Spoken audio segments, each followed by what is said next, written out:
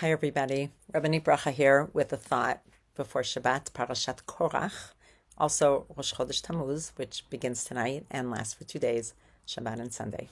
Right at the beginning of Parashat Korach is the interaction with Korach, who is Moshe and Aharon's cousin. He's a Levite. He comes with other men, with 250 men as a group. I imagine it might feel menacing. V'yikahalu an Moshe ve'al Aharon. They stood but gathered really around Moshe and Aharon. Vayomru aleihem, and they said to them, Rav lachem, it's too much for you what you're doing. You're the leaders. It's too much. And anyway, kol ha'ida kulam kedoshim, everybody in this congregation or assembly or community, they're all holy, v'tocham Hashem, and God is in them or with them in their midst. Madua titnasu al kal Hashem. Why are you exalting yourself over the congregation of Hashem? And here's the pasuk that I want to focus on. Vayishma Moshe. And Moshe heard this, vayipol al panav, and he fell on his face.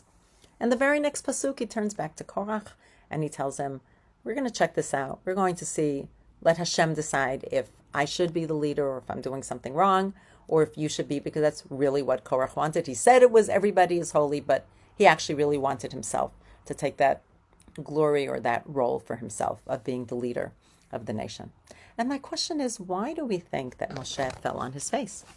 Why? Is that feels like an extraneous pasuk or maybe an extraneous action? It's surprising. He doesn't do that in all places. And this was not from God, not from the glory of God or being overwhelmed. It was from a person speaking to him. The Rashbam, Rashi's grandson, and the Netziv, a modern commentator, say, well, it was tefillah.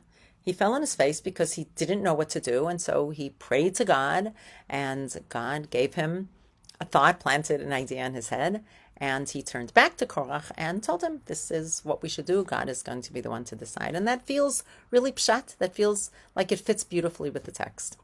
But I want to go behind that and think about what emotions could be that could have brought Moshe to this place and see if we can have a takeaway from it. Rabbi Yosef Bechor Shor said he was embarrassed. He felt shame because he was being personally attacked.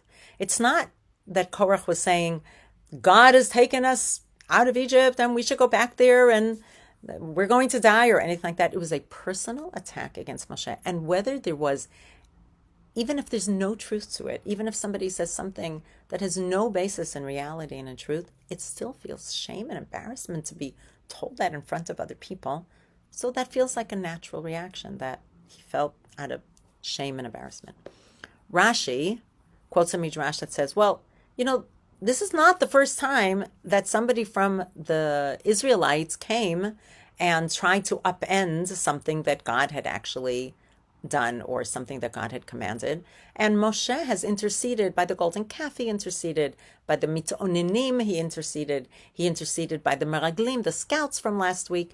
And this is the fourth time. And he's feeling kind of helpless and hopeless. So it happened again. Like, is it never going to end? Just from that feeling of, oh my goodness, I thought we were done. I already did it. I have to do it again. And it was a feeling of somewhat of despair. I discussed it with some people at our Mincha Marav yesterday, and there were some other thoughts, which I thought were really interesting, and some of them very original. One person said that perhaps he fell out of regret, knowing these are his cousins, these are his brethren, knowing full well that the end was not going to be good. Somebody who tries to upend his authority like that, in the end, probably is going to die given what had happened in the past. And he just was so overtaken by that feeling. And somebody else said it just could have been shock, whether it's shock at the personal attack or shock that this happened. This felt like it came out of the blue, unexpected, unwarranted, unprecedented, and unwanted. Here's a thought that somebody suggested and discovered subsequently. I discovered subsequently that the Baal HaTanya, Reb Shneir Zalman, the first Lubavitcher Rebbe, said that as well. He said maybe Moshe, Ha'ish Moshe anav ma'od me'al kol adam, Moshe is the most humble person. It's written in the Torah. And perhaps what happened was he was listening to Korach, and Korach is saying, you're putting on airs, you're taking on yourself something that you shouldn't have. Moshe thought for a moment, well, maybe he's right. Maybe I have to check myself. And that falling on his face was a time of introspection, a time of thoughtfulness. And only when he checked himself and said, no, I really didn't do anything wrong. Only then was he able to get up and turn around and speak to Korach. And that is something for us to take for ourselves. Because whether we think our immediate reaction when somebody accuses us is generally going to be, could feel the blood rush to our face. We feel perhaps defensive right away. That's often a first reaction. It's really hard not to be. But we can learn from Moshe that even when it seems like there's no truth to it, we should still maybe take a moment, because sometimes there is a piece of truth, whether it's because it seems that way to other people and we have to correct that, or maybe because it has a kernel of truth in us.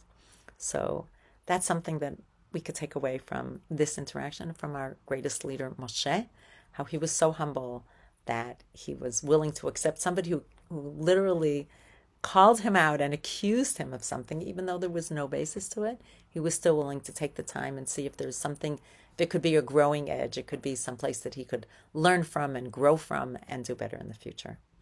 Wishing everybody a Shabbat Shalom and a Chodesh Tov from the Bait.